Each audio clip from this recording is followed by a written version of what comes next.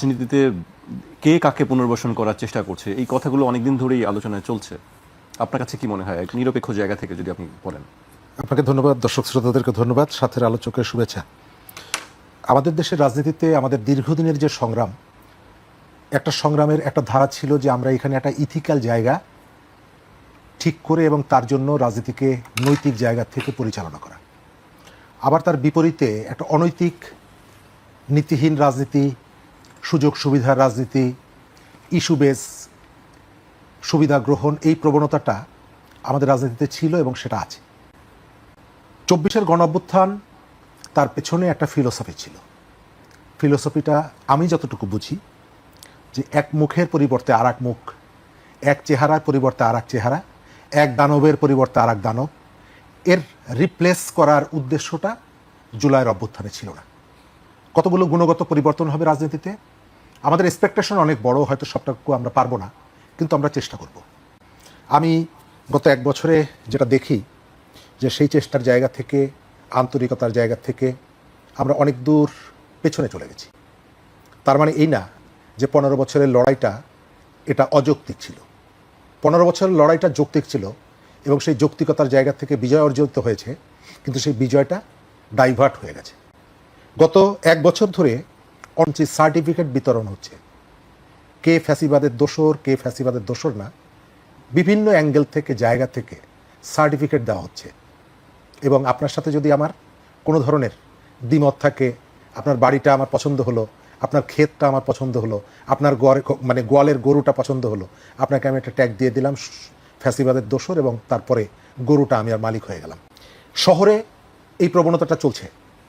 প্রসঙ্গটি বলেছেন, আমি জামাতের ক্রিটিক করি তাদের ফিলোসফিকে নিয়ে, এবং সেই ফিলোসফিকে তারা এস্টাবলিশ করার জন্য যে ধরনের অনৈতিক জায়গায়, ঢাকায় এক ধরনের পলিসি, কুষ্টিয়াতে আর এক ধরনের পলিসি, চট্টগ্রামে এক ধরনের পলিসি, ময়মনসিংহে আর এক ধরনের পলিসি। একটা পলিটিক্যাল পার্টির এই ধরনের সময়ের পরিবর্তনের সঙ্গে সঙ্গে জানুয়ারি মাসে এক ধরনের পলিসি, ফেব্রুয়ারি মাসে এক ধরনের পলিসি। আপনি বললেন পিআর না হলে ষড়ঋতুর দেশ, তো এই জায়গায় এই যে সুবিধাবাদের যে রাজনীতি, আপনি সকালে বললেন পিআর না হলে আমি সনদে সই করব না, পরের দিন আবার আপনি সনদে গিয়ে সই করলেন, আবার তারপরের দিন বলছেন প্রয়োজনে আমি সেখান থেকে বেরিয়ে আসব। তো এই যে বহুরূপী আপনার ভূমিকা, এই ভূমিকার কারণে নানা সময়ে, হ্যাঁ আপনি, আপনার অনেক শক্তি আছে, আপনার সব থেকে বড় শক্তিটা হচ্ছে অর্থনৈতিক শক্তি। এই কারণটা কি, দোদুল্যমানতা, এই অবস্থাটা? এটা দোদুল্যমান, এটা হচ্ছে সুবিধাবাদিতা। আপনার যখন যেখানে সুবিধা, সেই সুবিধাটা গ্রহণ করার জন্য, অ্যাচিভ করার জন্য আপনি যা যা প্রয়োজনীয় সেটি করছেন। আমাদের গ্রামে একটা কথা আছে যে মেরেও জিত, কেঁদেও জিত। আপনি মারবেনও আবার কাঁদবেনও। আপনি দেখেন বাংলাদেশে আওয়ামী লীগকে আমরা মাফ করে দিয়েছি। গণঅভ্যুত্থানের পরে প্রথম এই বক্তব্যটা এসেছে জামাত ইসলামের আমিরের মুখ থেকে। গত বছরের অক্টোবর মাসে তেজগাঁতে জামাতের একটা অনুষ্ঠানে তিনি প্রথম এই কথাটি বলেছেন, আওয়ামী লীগকে আমরা মাফ করে দিয়েছি। আবার তার মুখ থেকে এসেছে আওয়ামী লীগকে শুধু ফ্যাসিবাদ ফ্যাসিবাদ বলেন, মনে কষ্ট পাই।